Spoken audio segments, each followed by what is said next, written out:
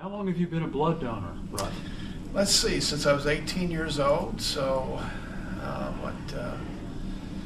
44 years? 44 years. Yeah. Great.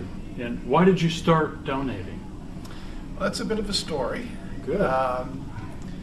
My grandmother in 1927 had a miscarriage. And as a result of that miscarriage, she had to get blood. Mhm. In those days, the blood was given directly from my grandfather, in this case, Mhm. to my grandmother. But they didn't know about blood typing, particularly Rh factor. Ah, That wasn't discovered until 1932.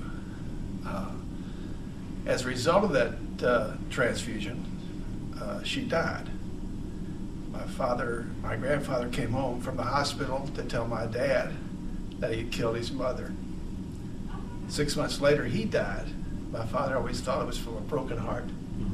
So as a result, my father, my aunt, and my uncle were all orphans and grew up here in the orphanage. Anyway, once I heard that story, and that kind of intrigued me, because I have A negative blood. Mhm. And so I started giving blood. And then when I got married, it just happened that I married a lady with Rh negative blood. So all my 5 children have Rh negative blood. And since there always is a demand for it, I thought it was my duty to start giving blood and continue to give it all my life, with the exception of a period after a melanoma when I was not able to give for a period of time. So Great. that's what inspired me. Okay. What would you say to someone who is not a donor today, but considering being a donor? Well, certainly it's not a painful experience. It's a very gratifying experience. You get a little mini health checkup every time you do it, so that's not a bad thing.